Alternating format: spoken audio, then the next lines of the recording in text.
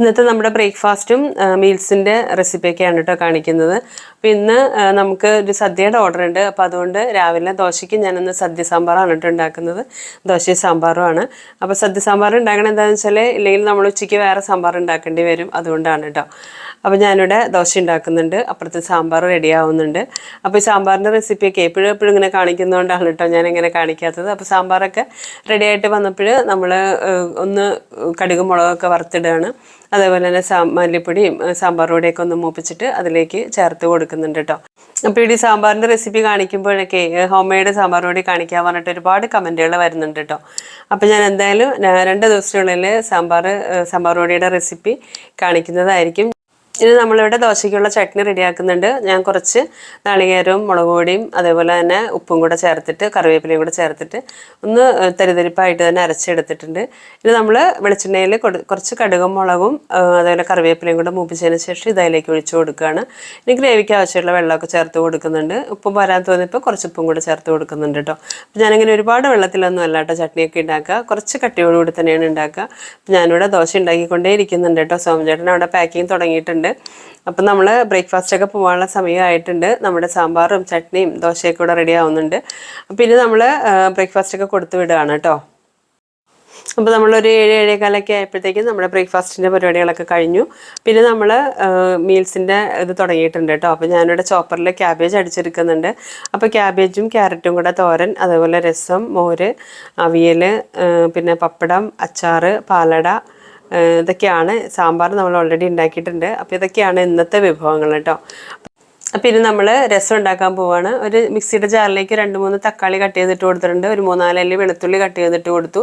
ഇനി ഒരൽപ്പം ഉപ്പ്, അതേപോലെ തന്നെ കുറച്ച് കുരുമുളക് പൊടി, ചെറിയ ജീരകം, ആവശ്യത്തിന് മഞ്ഞൾപ്പൊടി, പിന്നെ കുറച്ച് എരിവുള്ള മുളക് പൊടി ചേർക്കാറുണ്ട്. കൂടുതൽ നമ്മൾ ഫ്ലേവർ കൂടുതൽ വേണ്ടത് കുരുമുളക് പൊടിയുടെയാണ് കേട്ടോ. കുരുമുളകോ അല്ലെങ്കിൽ കുരുമുളക് പൊടിയോ ചേർക്കാം. ഇനി കുറച്ച് കറിവേപ്പിലയും കൂടെ ചേർത്തിട്ട് നന്നായിട്ടൊന്ന് അരച്ചെടുക്കുന്നുണ്ട്.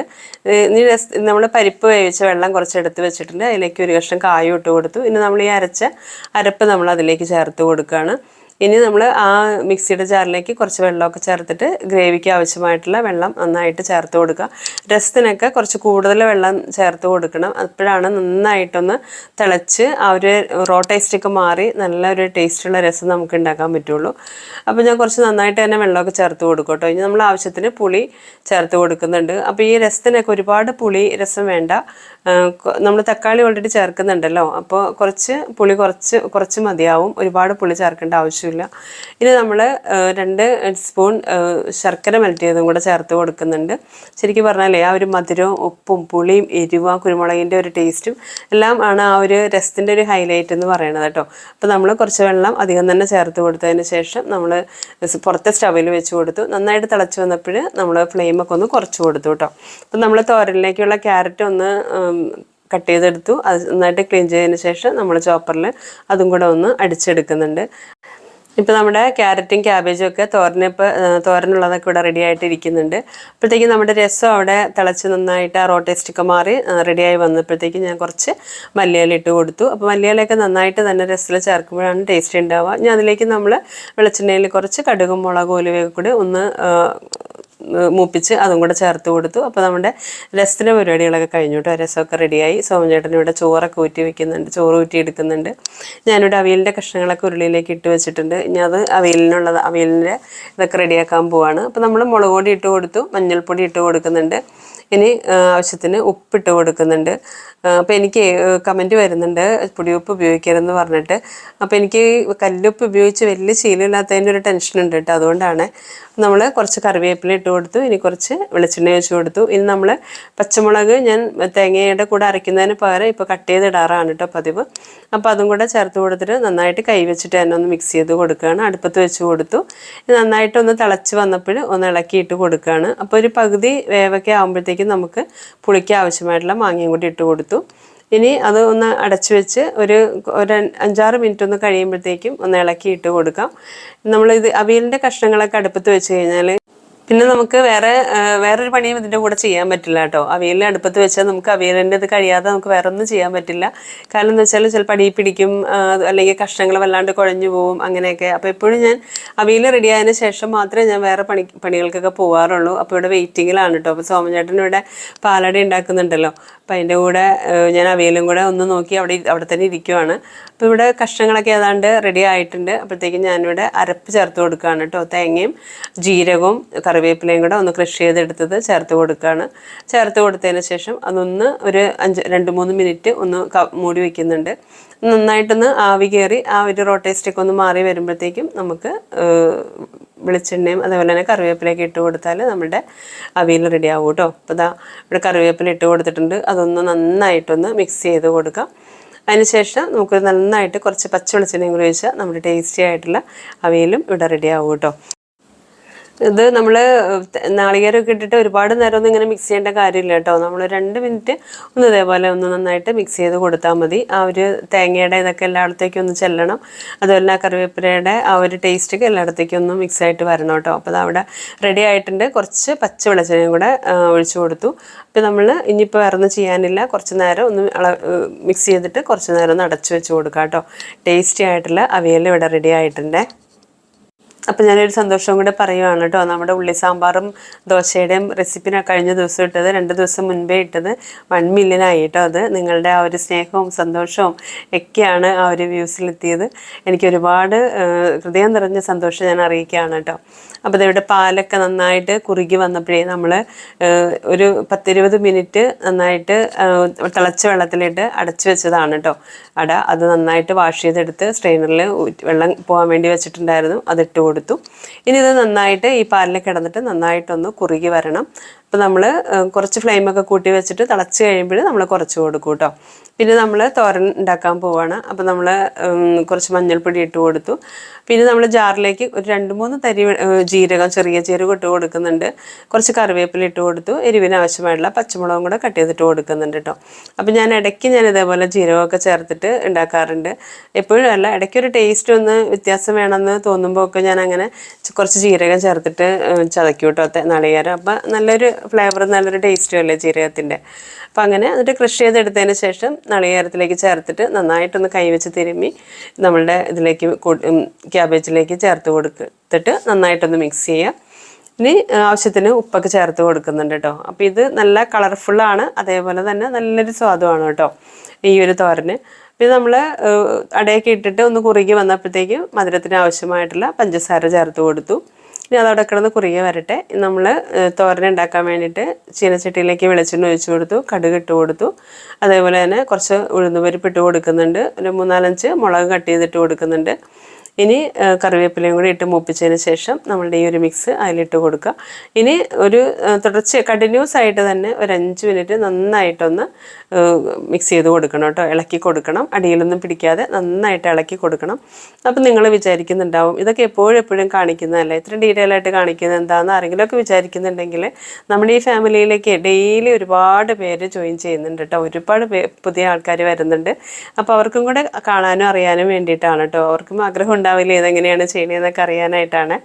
അപ്പോൾ ലാസ്റ്റ് നമ്മൾ ഒരു 5-8 മിനിറ്റ് നമ്മൾ നന്നായിട്ടൊന്ന് മിക്സ് ചെയ്ത് കൊടുത്തപ്പോൾ നമ്മുടെ ക്യാബേജ് തോരൻ റെഡി ആയിട്ടോ. കുറച്ച് വെളിച്ചെണ്ണ ഒന്ന് സ്പ്രെഡ് ചെയ്ത് കൊടുക്കും ഞാൻ ലാസ്റ്റ്. നല്ലൊരു ഫ്ലേവറും നല്ലൊരു ടേസ്റ്റുമാണ് കേട്ടോ അങ്ങനെ ചെയ്യുമ്പോൾ.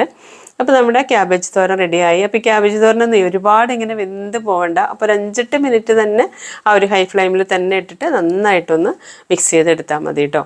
അപ്പോൾ നമ്മളിവിടെ കുറച്ച് കറിവേപ്പിലയും പച്ചമുളകും ഒക്കെ ചേർത്തിട്ട് കുറച്ച് മോരും കൂടെ അടിച്ച് മാറ്റി വയ്ക്കുന്നുണ്ട്.